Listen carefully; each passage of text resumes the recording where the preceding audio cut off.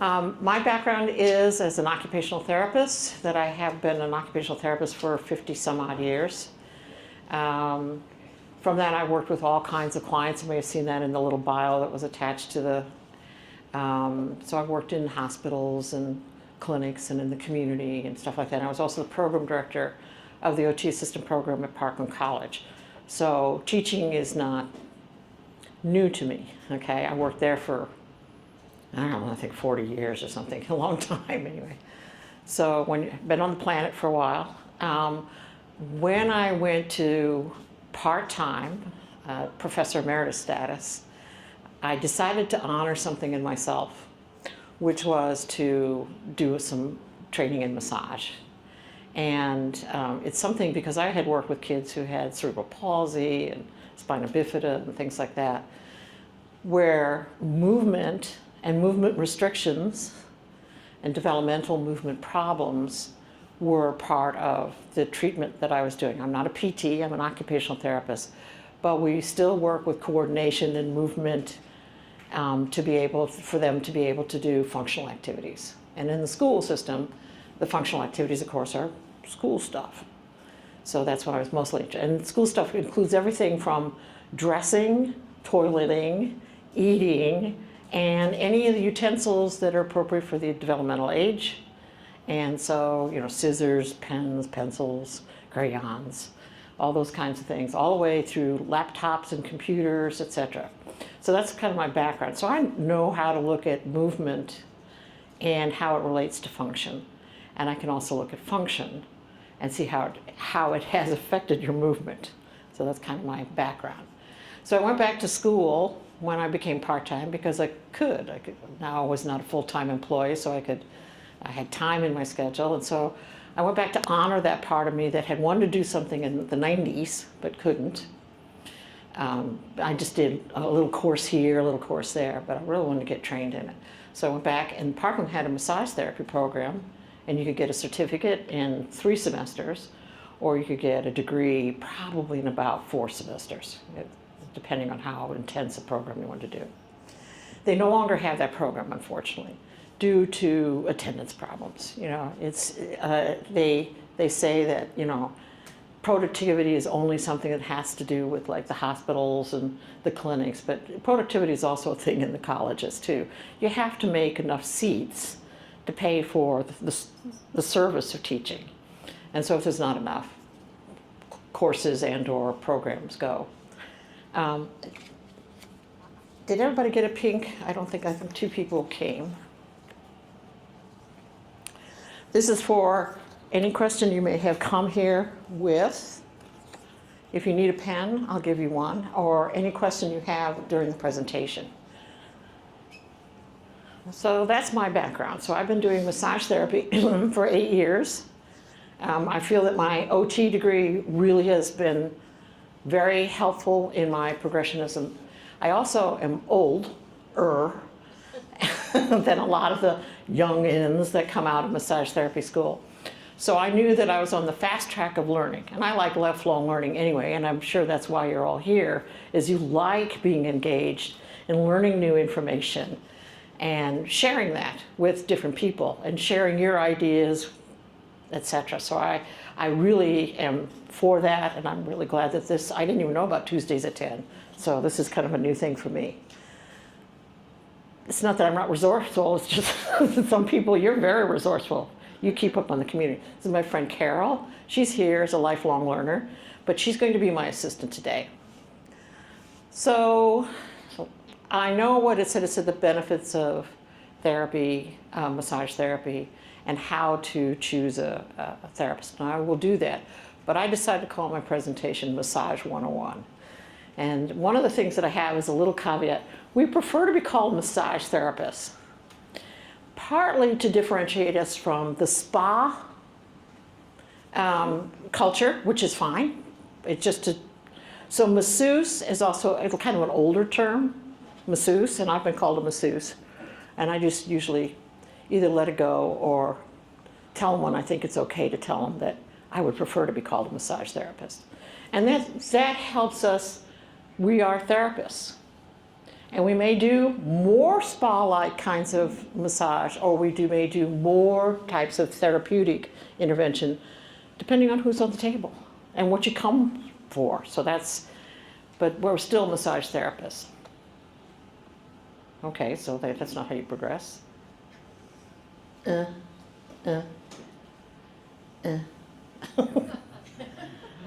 am so glad I always need, okay, use that button instead. Okay, thank you.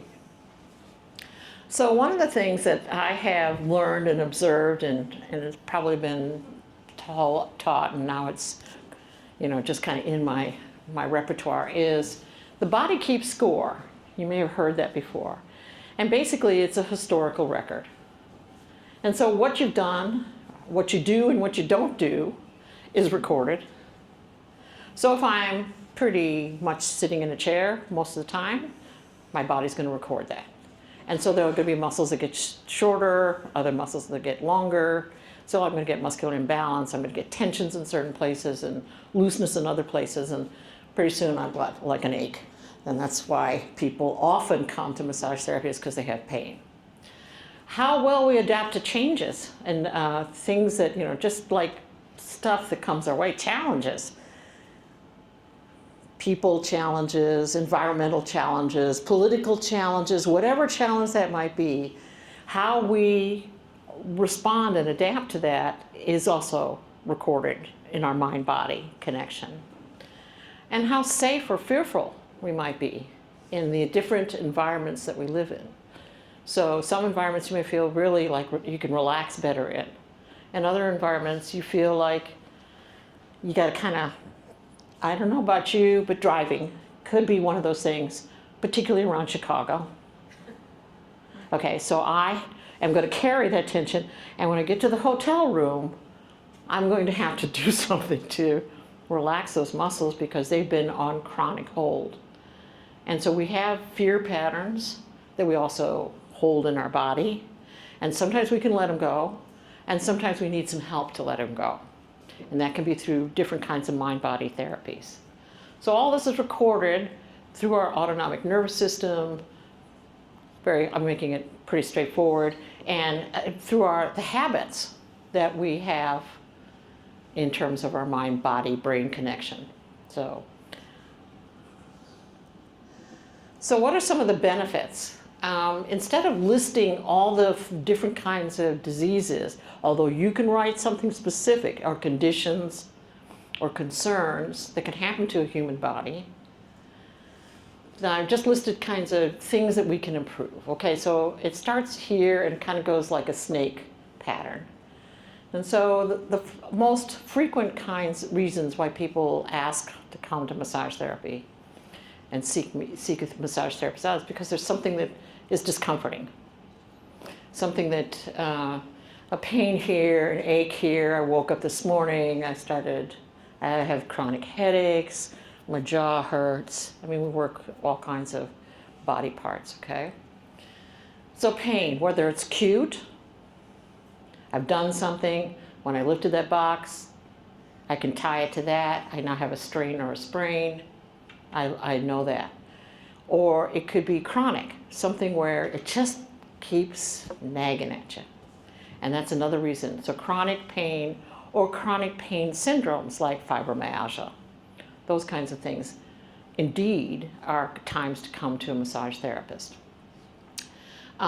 Massage can be really good for mental and physical relaxation. That's another high one on the list. I just need full body assistance in being able to get to a deeper level of relaxation because I hold tension or whatever, or just I want to relax better.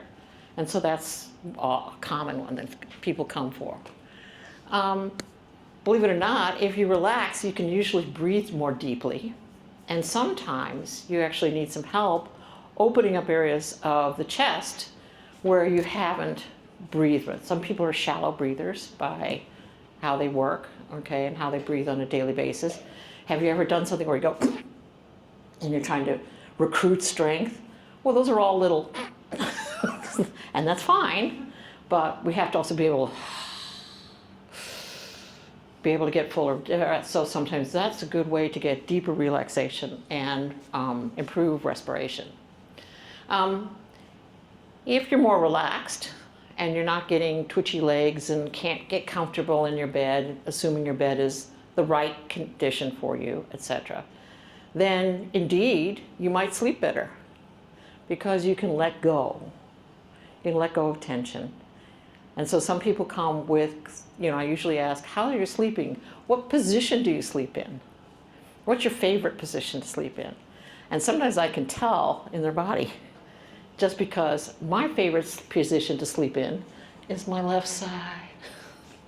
And then I go over to my right side, and then I go in the middle, but I really like this side. And this is probably the side where I get down. I can get relaxed in the other positions, but this is the side I can really get down. One of the things is it improves circulation, blood circulation, as well as lymphatic. Does everybody know what lymph system is? Kinda. Actually, it's more superficial to the circulatory system, and it is to carry things away, so things away from that. And I'm not going to call them toxins. I'm just going to say they're just byproduct. You charge up the gas. You turn on your car, and you have exhaust. And we need to get things out. They're not bad. They're just things that we need to move through the system. So that's one thing. It's very superficial. It's under the skin. And so to be able to address it, the therapist would have to use a very light touch. Okay? The circulatory system is under that system. And it's throughout, it can be very, very deep too, depending on what you're addressing. The lymph system is also a really important one because it also, if you have cancer, it's one of the systems that transport it. It's the circulatory system. So that's something that you need to share with the massage therapist if you're having cancer treatment and what kind it is, because it could metastasize. And therapists are taught how to work with patients that have different kinds of cancer. And one thing is I need to know your site, where and what's going on.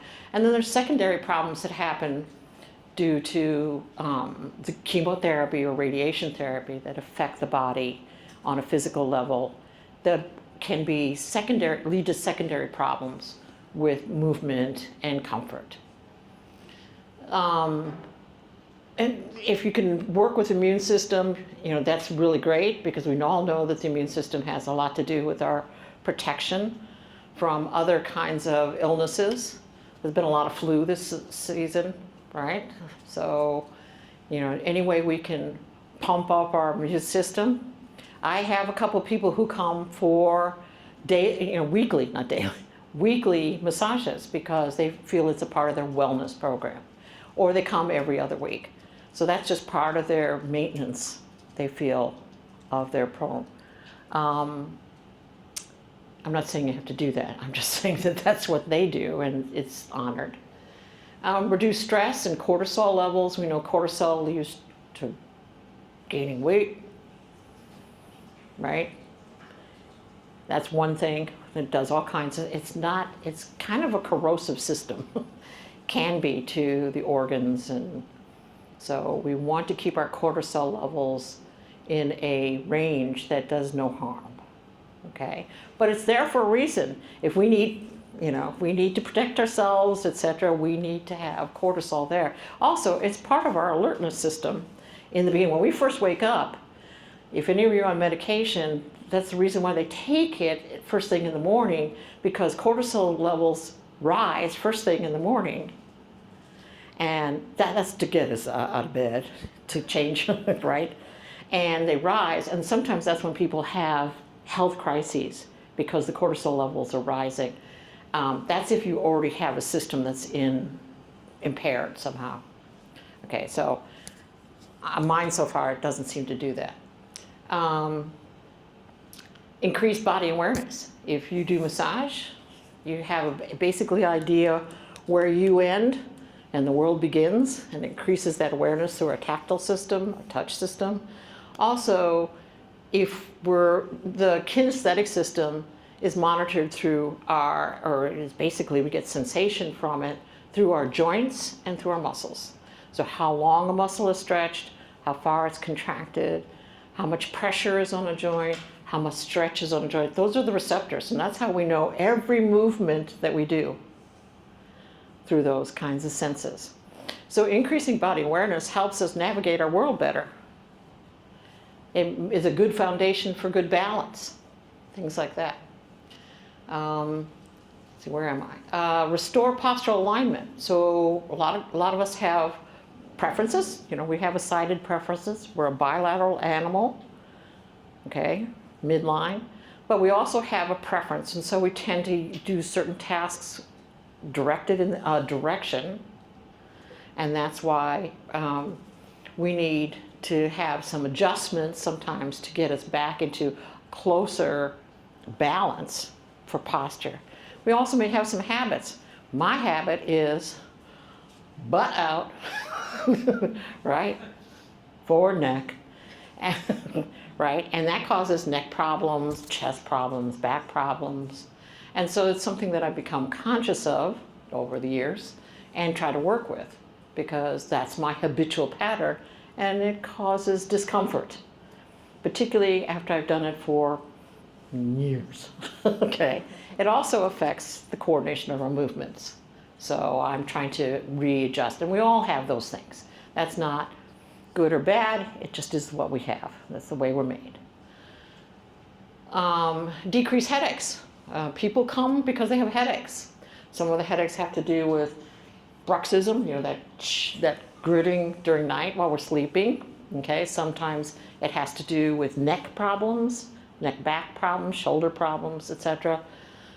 It could be a number of different reasons, but one of the things is you can address, and we have tons of muscles in our head and our face. So all those can be relaxed. I see nodding over there at the coffee. Yes, amen, sister, right? And they're actually patterns. We know how the headaches, you know, if you have headaches on the side of you, that kind of thing, versus headaches here. It could be a sinus infection, but if it's not a sinus infection or something else, it could indeed be something related to the muscular system. TMJ problems. TMJ, this is a very, very, very strong muscle, and it's on both sides. And this is really one of the only bilateral joints that we have where the thing works as a system. If this gets imbalanced, you're going to have TMJ problems. So that postural asymmetry, where we're not kind of even, well, sometimes, like I always look to, my mouse is over here, and I look here all the time. Notice this shoulder. Okay, I can drop that. Okay, but I still might get more tension on the side, and it may lead to some unleveling of the jaw, and that can cause TMJ problems. The dentists like to grind teeth. I like to work with muscles. I'm not better, so it's good when we work together. Okay? Providing muscle strengthening, stretching and elongation. So stretching as in, a lot of times muscles will get short and from chronic, like, okay, I would say my hip flexors are probably one of my shorter muscles. Okay, so my thing is to stretch out my hip muscles so that I don't do butt out, right?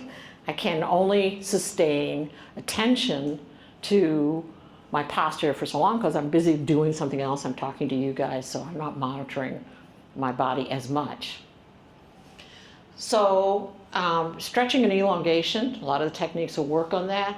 So, working on soft tissue, we're kind of the soft tissue experts, probably along with PTs, very much soft tissue. So soft tissue is fascia.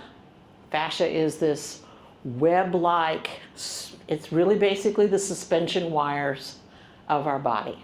So a suspension bridge has those things, the upright things, okay? And the suspension wires are really what holds it up. The supports are only there to, one, hold a road in part, and also to stretch or sustain the tension on the suspension bridge. We have a lot of suspension bridges in this country. We've gone more towards suspension bridge. In some ways it's cheaper, not as much metal, and things don't rust out at the same capacity. So we don't want us to rust out either. Or we want to maintain our stretch and soft tissue, so that's fascia. We also have tendons and ligaments. And when you injure, anybody injured their tendon or ligaments recently? You have? Yeah. Okay, yeah, okay, so you know what it feels like, okay? And they take a long time to heal because there's a really poor blood supply.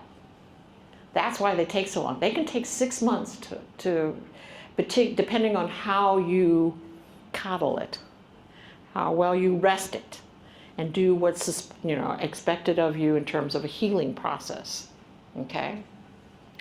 Joint mobility, limited range of motion comes with decreased soft tissue integrity, decreased elongation and stretch of the muscles, etc., postural. So joints will move based on how well the muscles hold the joint together, and the tendons and the ligaments. So we want to increase joint mobility. Massage can foster muscle balance. So if you're not using a muscle group very well, you can activate that. And that means massage therapists, not all massage therapists, but many massage therapists use movement in addition to their manual techniques. And improve your mood. That's a nice thing, right? It can help with relieve the effects of patterns from psychological trauma. If we had some psychological trauma, and that's how I'm exaggerating, okay? We might go around and fake it, but it still is this kind of inward protecting a self from further trauma. So I wouldn't necessarily say that massage therapists help reduce the trauma, so that you go to your counselor for that, okay? You get psychological assistance with that. Working together as a team, a massage and counselor are very good in terms of, if you're having this holding pattern, opening the self back up, whatever that might be, is very helpful in terms of the joint, working on things that we carry in our body historically, okay? Effects of body trauma, might have been in a car accident, or you may have had some surgery. Surgery is planned trauma in a lot of ways. I mean, that sounds bad, but it's planned. You're invading the body and you're changing the structure through that, and hopefully everything turns out great and you needed it and it was good and you've healed well. But sometimes I have a friend who has abdominal pain right down in here. Okay, now she's now 60, and she had an appendectomy when she was in her 20s. Okay, and when I touch it, she's, ow. Okay, so it's probably taken years. So you think like, oh yeah, this is all healed, no problems, no blood or anything like that. Wasn't bad design, wasn't bad surgery. But sometimes we hold tension or we get further scarring. Sometimes the scarring process doesn't know when to stop. It gets a little like, okay, we're gonna heal this thing, we're gonna knit this all up, we're gonna make it great, okay? But it sometimes makes for, it just scars and scars and scars, and it sometimes binds down things, and what she basically probably has is some binding. And it may be that her tissues are kind of attached, gone into her pelvis. And so it's got to work very, very slowly because it's very, very tender, okay? So post-surgical, don't work on the site, but work around the secondary area until the site is healed. So whatever, I've worked with people who've had hip replacements, knee replacements, etc. So you don't work actually right on where the incision is, but you work around it because there's all these natural protective mechanisms that we do to be able to, I'm going to guard. You've all had some kind of accident where you guard, you hold your legs stiff, or you hold your back stiff, or you don't move your neck, whatever it is. They're natural protective mechanisms, and sometimes they overstay their helpfulness, okay? So that's one of the things that we can do is work on the secondary problems, the things around it, and then work on the site, actual incision massage. to keep this massage from binding down. So it lifts, it's mobile, it stretches, okay? But that has to be after the healing process. Ultimately, massage therapy can help you stay engaged actively in your life. It's not the only thing, but it is one of the tools in your tool chest that you can have to help you stay active. So that's what's really important. Here's some of the mechanisms. I found this slide. I thought, it's by this guy. But I thought it was really, it talks about the mechanisms for massage. And so there's physiological, psychological, neurological, biomechanical, and immunological. Some of these things we kind of already went through a little bit. But it kind of talks down in this line. It talks about what it does, okay? One of the things is it talks about what is changing. So it's not just, and it's not just about circulation, okay? But it also works on a biochemical level. It works on a psychological level in terms of relaxation, alertness, so decreased anxiety. There's lots of things in massage about working with people with depression, working with people who have acute anxiety, working with people who have body dysmorphia. Body dysmorphia is, I'm not sure whose body this really is. I'm not sure how to relate to it, etc. Neuromuscular, I have a lot of background in neuromuscular treatment. I would say that's one of my areas of expertise as an occupational therapist. And so I bring that to the table. So I do a blend of OT and massage when I'm doing that, because OT works in wellness. And so that's what I'm doing with my OT stuff. Works with the excitability of the muscle. How fast does a muscle fire? That has to do with the central nervous system and the peripheral nervous system. So it could be that your muscle is always on. That's what a spasm is. That's what a really tense muscle is. The muscle doesn't know how to relax anymore. It's just firing. So reducing that, okay, getting the system calmed down. There's ways to bias muscles, using neuromuscular techniques, so that literally I'm not pressing into the muscle. I'm really trying to get bias so the muscle calms down. Let go. Let go. Okay, that's usually, some muscles don't kick in. There's techniques to make it increase excitability too. So there's like, where is my butt muscles? Well, they're right here. And you may know where they are on a diagram, and you can point to them on yourself, but they don't necessarily kick in very well, or they kick in very slow. So that's a muscle that doesn't fire very much. I think the ones many of us can relate to is abdominals. Do your abdominals really kick in? Or are you just using back muscles mostly to hold yourself up? Range of motion, decreased stiffness, increased lymphocytes, so that's good for immune protection, lymph, remember?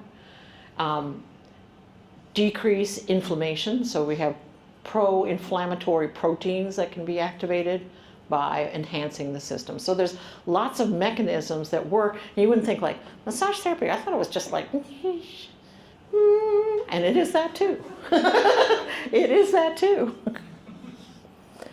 Okay, so there's different types of massage therapy.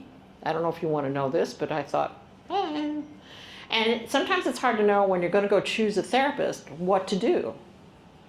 Okay, so there's Swedish massage. A lot of therapists around this, well, out of Parkland, for instance, or around this region, get a baseline of Swedish massage. It's the one that's known for its long, languid movements and very flowing and that kind of stuff. And it's a lot for relaxation and just getting the body to kind of increase body awareness and stuff like that, increase circulation. That's very good. That's my training, is I was trained in Swedish massage as the baseline.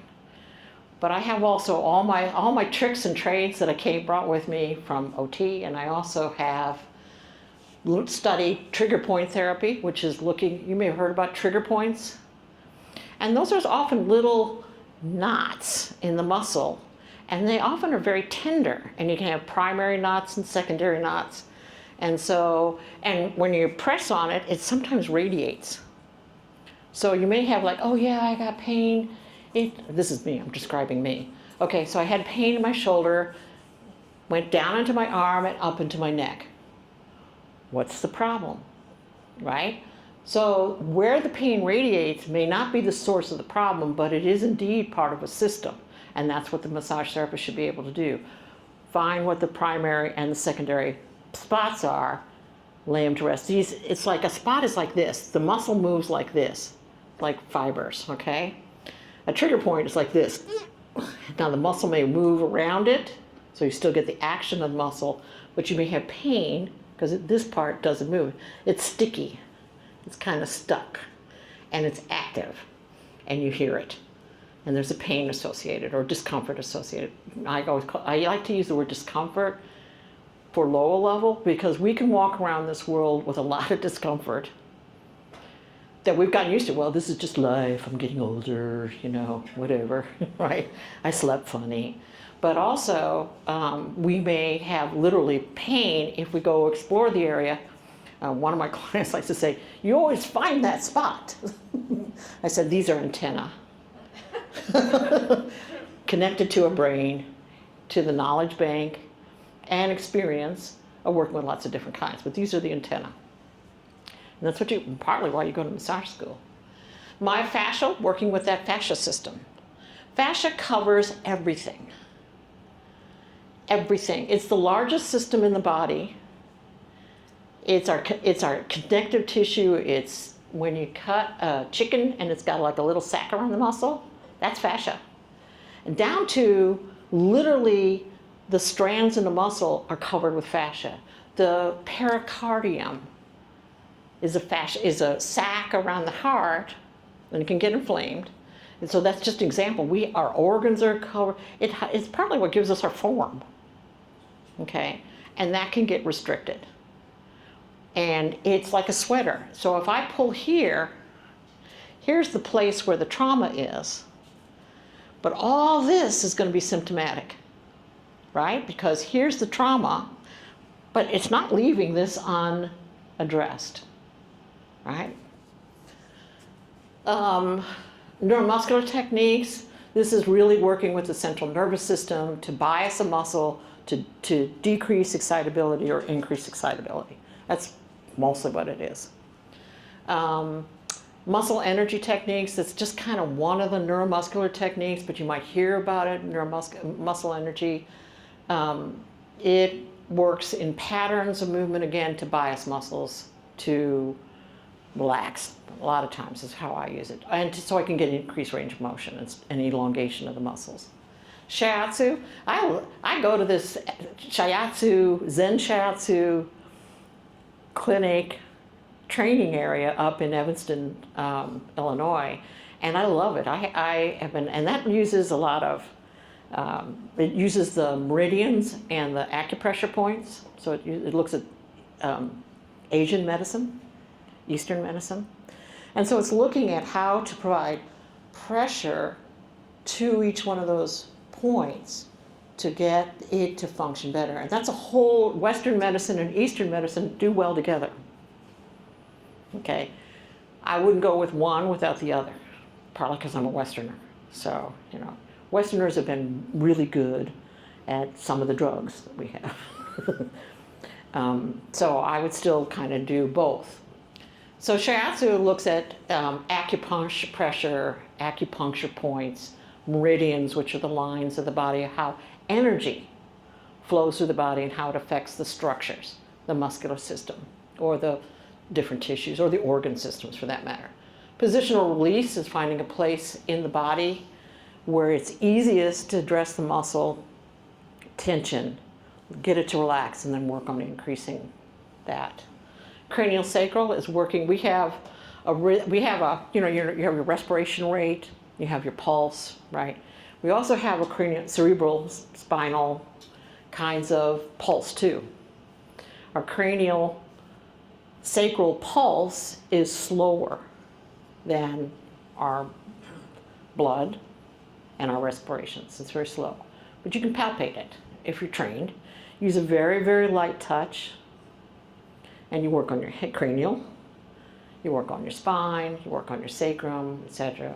So it's working on trying to get and looking at the flow. And in a sense, what we do as human beings is we open and close. I'm exaggerating a lot because we don't go walk around, okay? We don't do that, but we are basically always in movement. We're always in movement. And so actually when we're being really, really still, we're being really, really stiff. And that's kind of hard on us. We usually fatigue, mentally and physically. Lymphatic drainage. Some of these came out of Europe. You know, these came out of the Asian, Swedish came out of Europe. Okay, lymphatic drainage looks at the lymph system and how to work with it. You probably may have heard, if you read anything, how it has been associated with breast cancer. And afterwards, there's a lot of swelling in the affected. So if you have your breast removed here and the lymph nodes, then you often have swelling, edema on the side and the extremity. So there's lymphedema training there. But any of us can use lymphedema. I know a woman who was pregnant who, because of the pressure of the baby on the lymph nodes in her groin, started getting big swelling in her legs. This is secondary, it's not primary lymphedema. But what happens is, so you need to work on that area to help move the fluid, and you work not pushing the lymph out, but by helping it drain out, and it drains into the circulatory system. Reflexology. You may have seen different pictures of points on the feet, the hands, and the ears. That have to do with, I'm sorry, I adjusted my hair. With organ systems. I don't really know a lot about it, but I'm just saying that I know that I know a little bit about it, but I haven't been trained in it. Okay, and then sports medicine. There's a whole thing about sports medicine and working with athletes or working with people who are doing a lot of heavy physical activity that requires, and then they need to be performance oriented, okay? And I'm talking about mostly athletes kind of thing. So these are some of the types. So how do you know how to pick a therapist? Well, you ask them what they do. And how do you know what you need? You may not. So sometimes what you do is you go with your concern and you basically ask the therapist, what do they do? And then say, I'm going to do a couple of sessions and see how it works. And if I don't like it, I'm going to move on. That's about, you know, that's what we do with doctors too, right? That's what we do with dentists. They've all been trained, but sometimes we just don't connect. We just don't work. Different therapists have different skill sets. So like I said, if you want to come from reflexology, I'm not the person, but I'll refer you to somebody that I know who does reflexology and studied it. That would be a nice gift, right? Back and forth if we exchange that. There are some things people have not, I've trained in most of these, I have not trained in this. And I use very little of this because I don't see a lot of athletes, okay? I see some athletes, but not many. So the training is really important, having some idea how much practice they've had with the training and how they maintain their their skill sets, how do they grow their skill sets. So if I just go up to a course to the Zen Shiatsu Center, basically, I'm a beginner.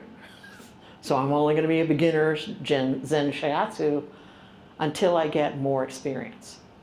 And I can tell you that, okay, I'm going to do this, you like it, it's working, okay, cool. If it's not working, then I need to change my technique. These are different kinds of manual techniques, and this is where my lovely assistant, Carol Baxter, is going to assist me, just so they can show you some techniques. And I'm going to have you sit here, and you can use the pillow or the headrest. This is a very common, if you haven't gone to a massage therapist, this is the common thing that they have on their table. Some have tables that have holes in it, but this is a headrest. And with my glasses off, you basically put your head so you can breathe, right? That's basically what it's for. So it supports you. There's a little bit of pressure on the brain, the cranium and stuff like that, in the cheeks, not the brain. The brain's fine. So you can choose which one you feel comfortable. Sorry. If I touch my face, it's all over. Good. That's one thing that you want to know. Is your therapist clean? Look at their nails. 100%.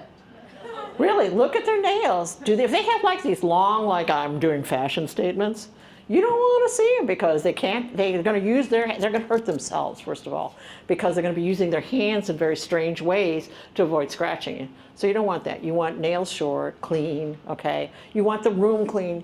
She said, this smells good, okay? That's because I can't remember what it's called, but it's lavender scented. If you don't like that, then say, I like no scent. And it's like, okay, I can use other detergents, that's fine. So one of the advertisements I did was, come for air-dried sheets. You know that wonderful scent that comes from in the summer when you hang your laundry outside? She's going like poo-poo. But I was just like, one of the things that smells really good is hanging things outside because they have more ions on them. They smell really good. Yeah, and you got to be careful with ladybugs coming in because they get caught in different kinds of bugs. You got to check the bugs. Okay, so effleurage is one of the first ones that we have. Effleurage is a French term, okay? So some of the things come out of French school. And effleurage is this nice, long, okay, and I'm using very light pressure. Do you want the pillow in front of you as a support? Yeah. That's why I brought it. Right, good, okay. So she's doing kind of a modified chair massage. I think I'm not connected, okay. I didn't hear the echo of me. So nice, long, flowing kinds of things. And that's often a massage therapist will start with you face down if you're comfortable. Am I? Yeah, you can bend it toward you. Okay. Is that funny? I hope so. Okay, so nice long, it could be on the arm. So it'd be like nice long flowing motions, okay? That's part of Swedish massage, okay? Petrissage is more like kneading. So this is like where you're really kind of kneading the muscle. And we'll use that a lot, kneading the arm. So like you're kneading bread, kind of, okay? But you're kneading the muscles. I want her to feel good, so. And one of the things I think is also important is they do a technique, but is it connecting the body to the body? So if I work in this area, I want to connect this area to the rest of the body. Strumming is when you're going across the muscle fiber. So this is where it's very important that your massage therapist has a good knowledge of anatomy, because I have to be able to see the muscles in my mind and feel the muscles with my hands. So if I was going to go, a lot of times, here I'll use so a lot of times I go across the muscle fibers of the arm, okay? Because it feels good. And it's a way to get, cross fiber is a way to get the muscle, does that feel good? Pressure good? Okay. That's something that a massage therapist will always ask you about the pressure. Is this comfortable? Do you want more? Do you want less? And you work it out as to what the problem is.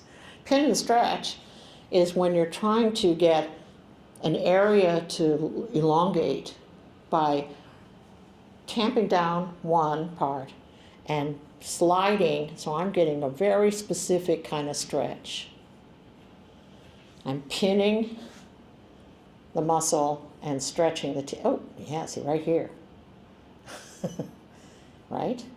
How's that feel? Do you feel it? Oh, yeah. Oh, yeah. So, and I always have to check. You might think like, oh, well, you know. And I can go like, yeah, but it's about us setting up a partnership. Okay, so that's pin and stretch, and that's holding the tissue, and that helps work on a very specific area to try to get it to soften up and to reduce whatever kind of congestion that is in the area. Muscle stripping. Muscle stripping, this is used anywhere on the body. Okay, this would be an example. Might use a lotion or lubricant. So I'm basically going along with the fiber instead of cross fiber. I'm going along with the fiber to get it to, I'm stripping it of anything that's in there that's holding up. And a lot of times, sometimes it's just things have gotten congested. That's what causes knots. They get congested.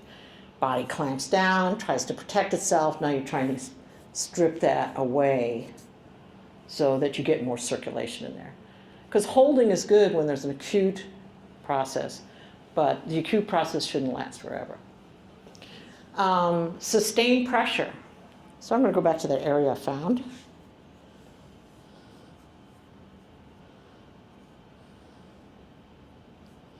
Okay, and right here, so she's got a little bit of a lump here, and she said, oh yeah, I feel that. So what you do is stay over the area, and I can do a pin source.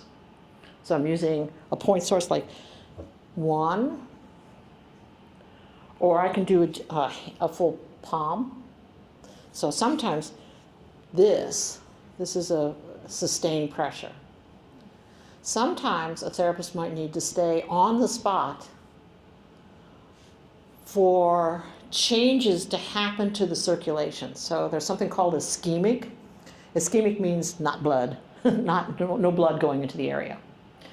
So sometimes if you sustain pressure, you can get relaxation. The central nervous system says, okay, I'll let go. The other thing is you get an ischemic response, which is not much blood flow, and then poof, you open it up, you let go of the pressure, and the blood comes like into the area. But I, as the therapist, have to feel that go away. So I'm going to stay as I feel the pressure right here. So I'm going to stay until it goes away. And that might take a minute. And so I'm going to say to the client, I'm going to stay here because you have a knot here, and I'm going to see if it relaxes. That's good communication, because otherwise they might think you went to sleep. Okay, it's not sleeping, okay. Tapotement is often used in sports medicine, or when tapotement, you cupped hands. This is often used before a performance if they're going to, like get the muscles excited and softened, okay? It's a good way to clear a chest if you have congestion. Cup it. Okay. It sounds like I'm really beating on her. How's that feel? Like you're really beating on me.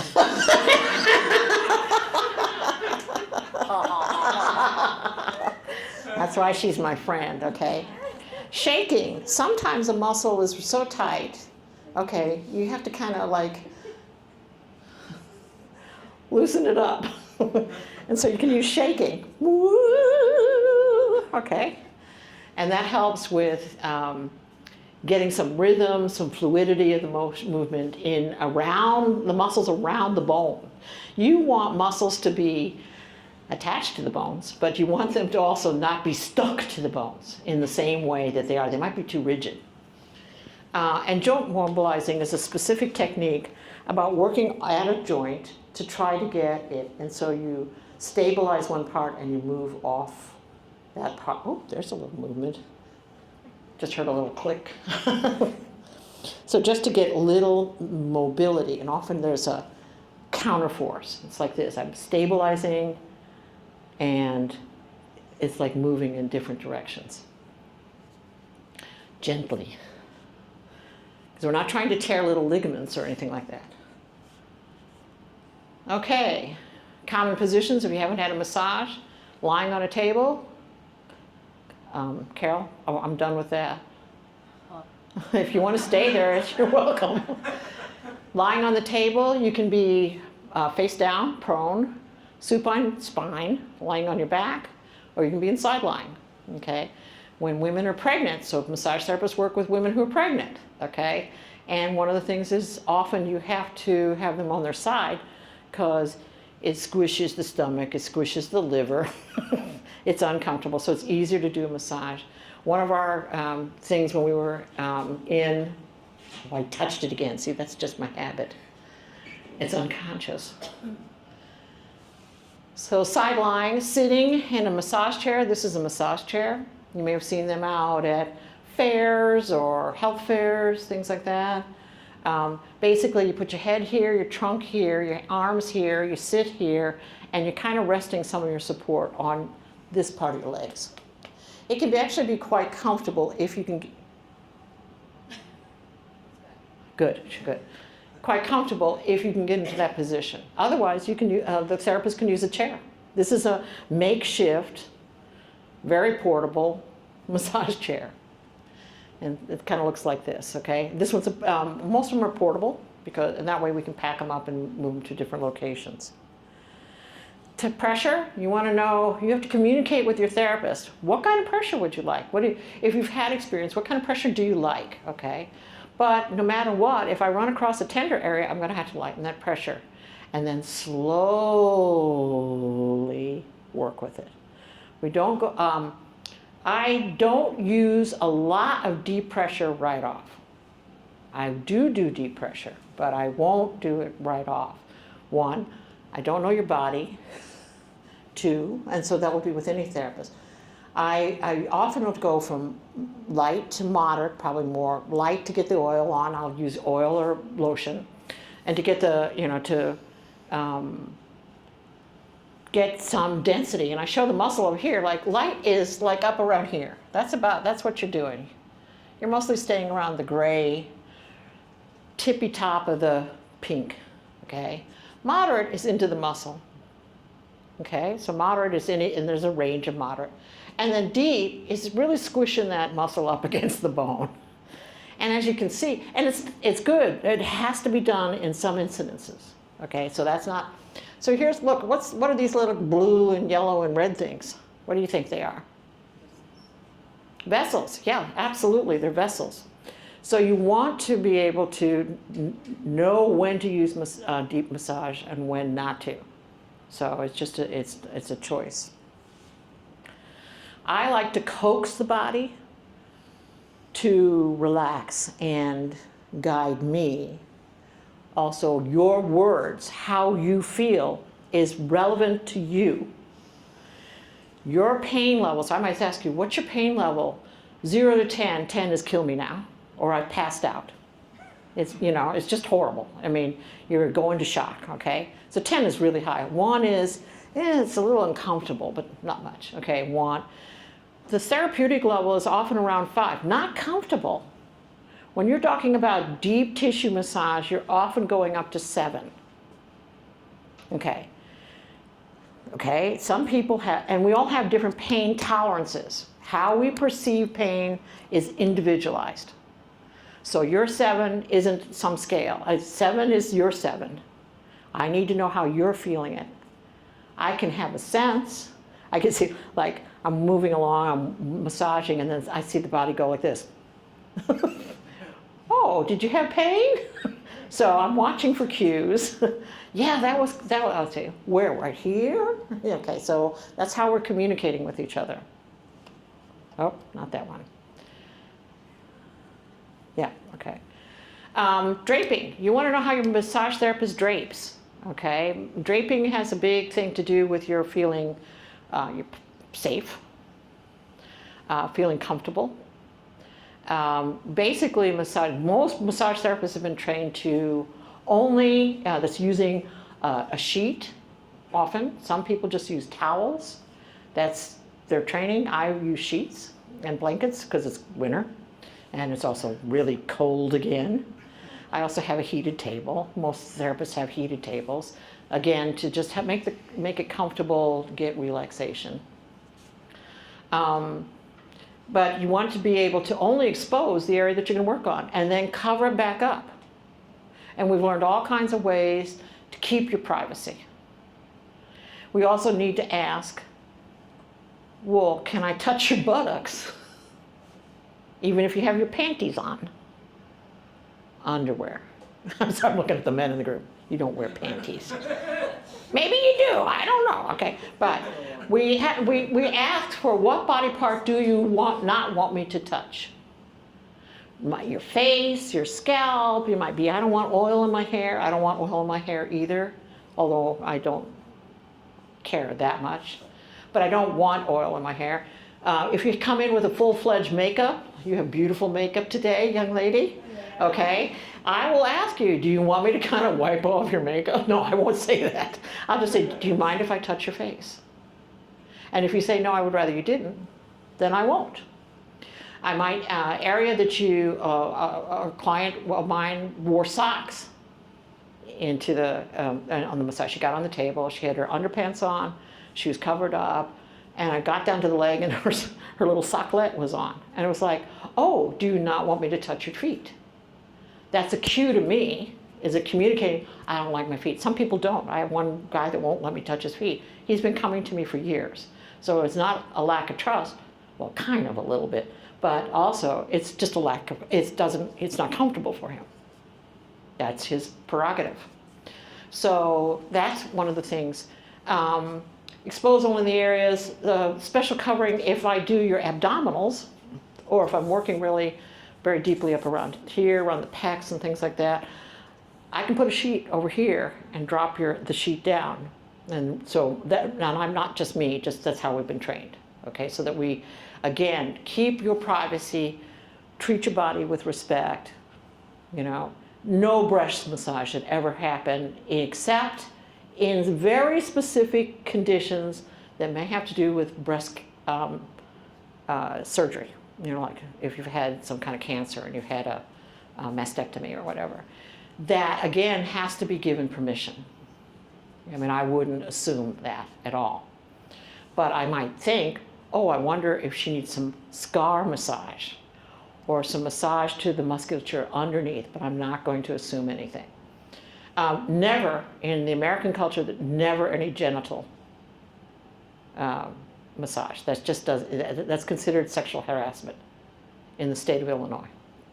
So that's not going to happen. So if somebody says, oh, do you want me to do that?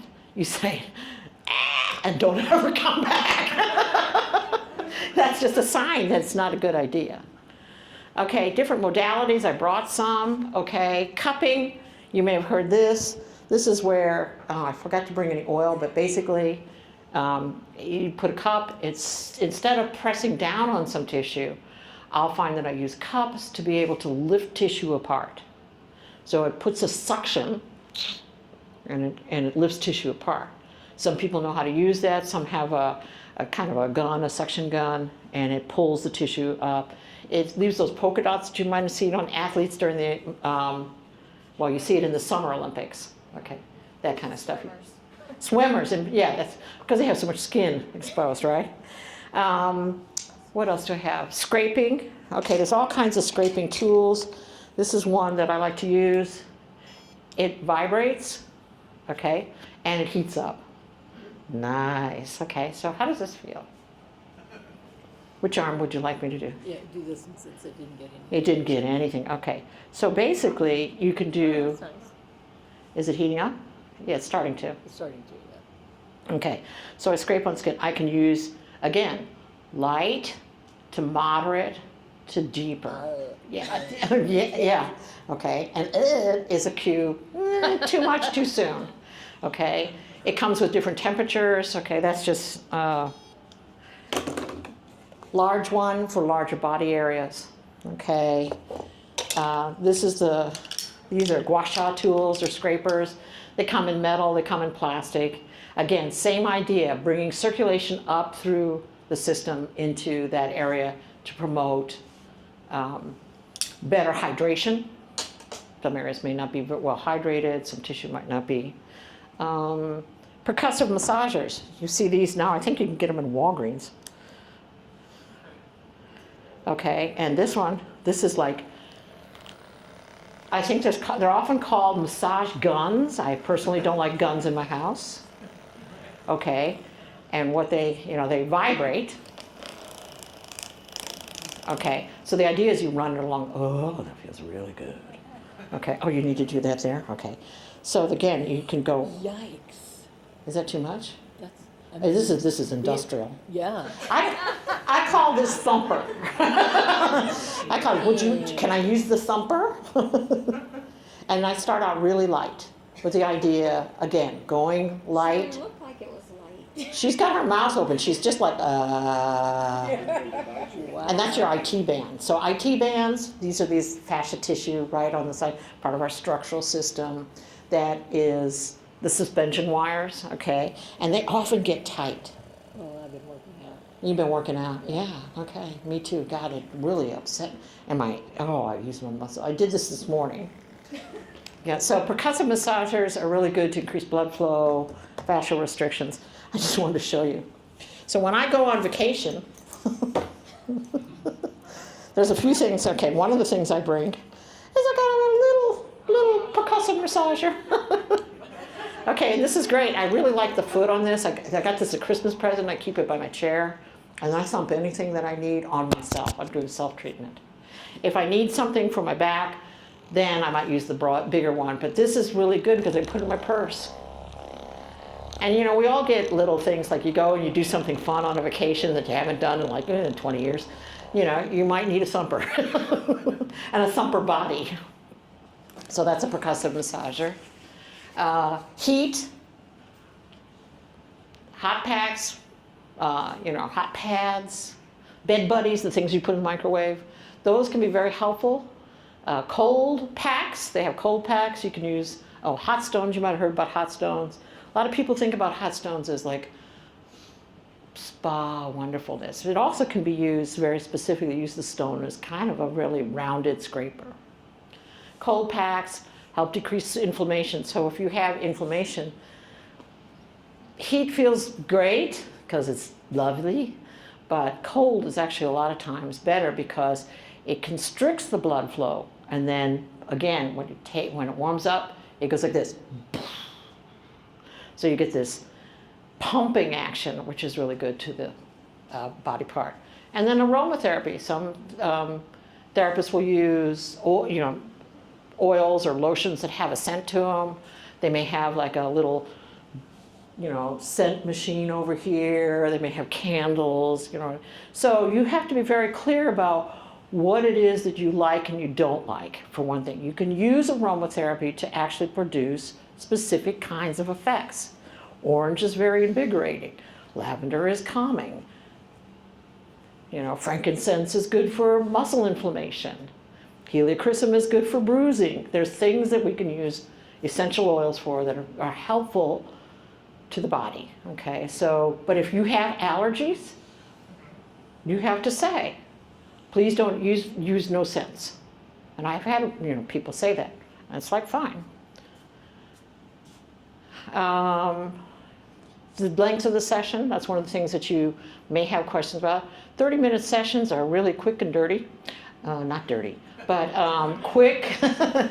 And the idea is you're coming in for my neck hurts, it's been hurting me all night, I don't think I can work today, I just want 30 minutes. You start face down, bup, bup, bup, bup, bup, bup, bup, bup, bup. Okay, I'll work both sides, and then turn you over, bup, bup, bup, bup, bup, bup, bup, bye. 15 minutes here, and then you're out. So 30 minutes is very specific and very short. 60, whole body, or you might just do, I really need upper body work, or I really need leg work. 90 minutes just allows the session to slow down a little more so that you can do both therapeutic and whole body relaxation. Most importantly, this is a relationship. So when you go to choose, this is a relationship. You have to trust the person. And trust doesn't happen immediately. Trust is a little bit over time. So we do take our chances. Do you like their touch? Are they paying attention to what you ask them for? Are you communicating? Are they talking too much? Are they talking too little? Do you feel like you're floating out there? You don't know what they're doing. Okay? when I have a client who I'll see tomorrow who came with a shoulder, it was due to an accident, okay? And what basically we're doing is, I'm talking to, well, here, and here's something, how much, and this is, do you feel it here? Yes, okay, what's the pain level? Okay. And we're moving around the shoulder girdle to find out what it was. The primary problem is her pec. She probably has lots of little micro tears in it, is my guess. And she's had it for 5 months, so this is 5 months of pain. That's why she's coming to see me. You want to make sure, so the therapeutic encounter is most important. How well do we interact? How well do you communicate with each other?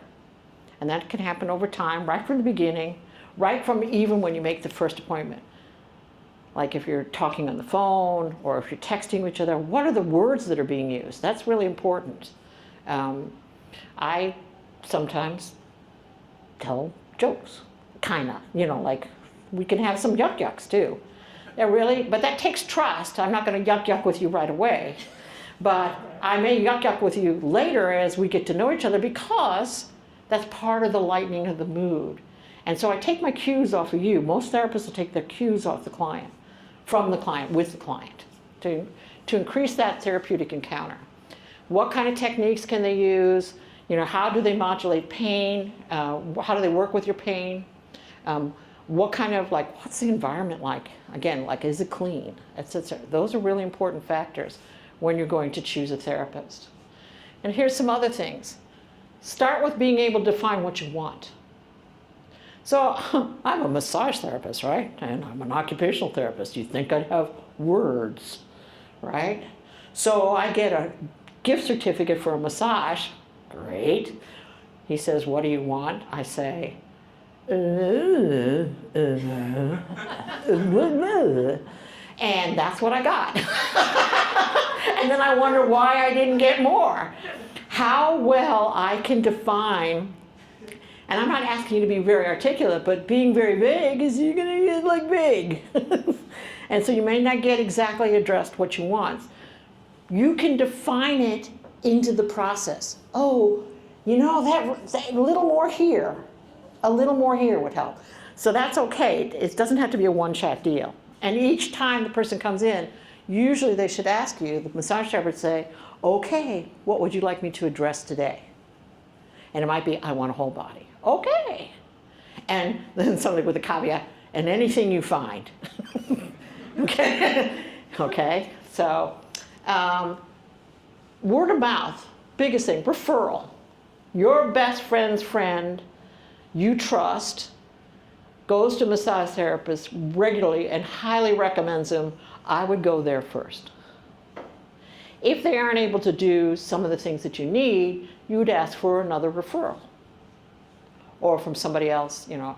I think word of mouth is really important. That's how I get my massage therapist, for me.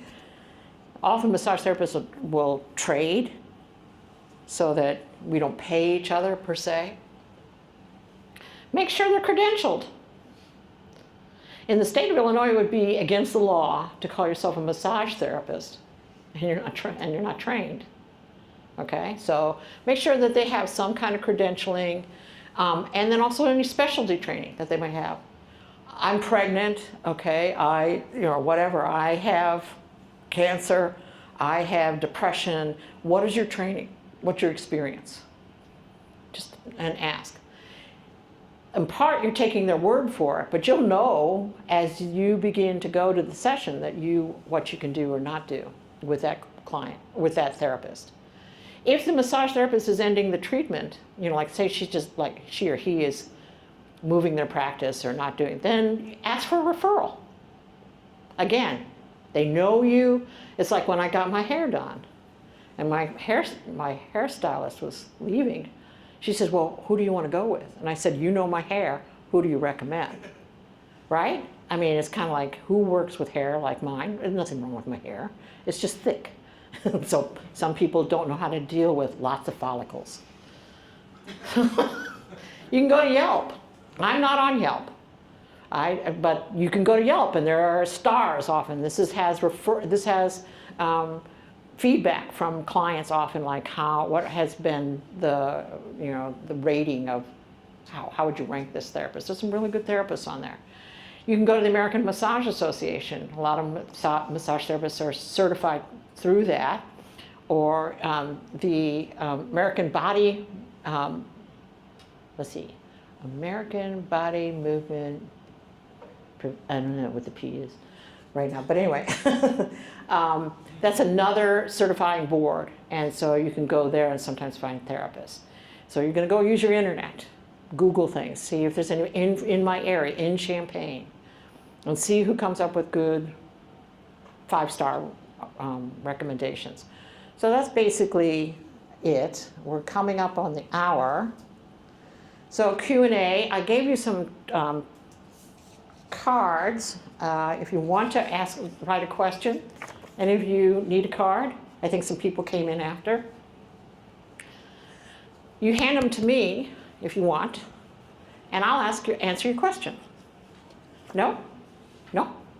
No? I'm not sure. Okay, you're not sure, that's okay. Thank you. Sir? No? Yes? No? Yes? Yes? Okay. And these are for questions, what brought you here? Okay, and or what question you have based on what I said. And there's lots of goodies. Yes, ma'am? Something you didn't address is what's the cost range? Oh, I didn't, yeah, cost range. It can be for 60 minutes, one of my colleagues and I were looking at that. 60 minutes, it can go anywhere from probably about $80 an hour to about $160 an hour. Now, does that mean that the person who charges $160 is better than the person who charges $80? Not necessarily. So cost can reflect experience, though, okay, but it also can reflect overhead. So I worked for a chiropractor, and he needed about 45% of the money that I made. I now work out of my home, so my overhead is, I got to wash the sheets. I got to keep data for taxes and kind of stuff. So if you wrote anything on your cards, pass them forward, and I'll take a look at your questions if you want. No, you can't have that. Anybody have any questions? Yes, sir. With those scrapers, are you literally scraping like dead skin off, kind of conditioning Well, the skin? dead skin, we have to look at the skin integrity, obviously. We're not going to scrape areas that are like bruised or has some kind of rash, so that's not going to happen because I don't want you to be injured in the process. But the idea is, yes, skin will come off. I use a lubricant, so I use an oil, okay, and that allows it to glide more. The idea is not to scrape skin. Like it's more like a window squeegee rather than a paint scraper. Yeah, that's kind of a nice way to put it. The purpose is not for skin. Yeah, the purpose is to get down into the muscles. Okay, so you're going to see I go down into it. Is this comfortable? It's not bad. More pressure than actual. It's pressure. Okay, right. And these are rounded.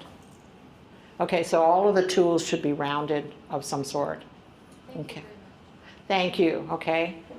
There's also more goodies, coffee and cookies to go. Right. So, any other questions? That's a great question. Any questions? Okay. Anything at all? Okay. Well, good. Nice to meet you. Thank you so much for coming.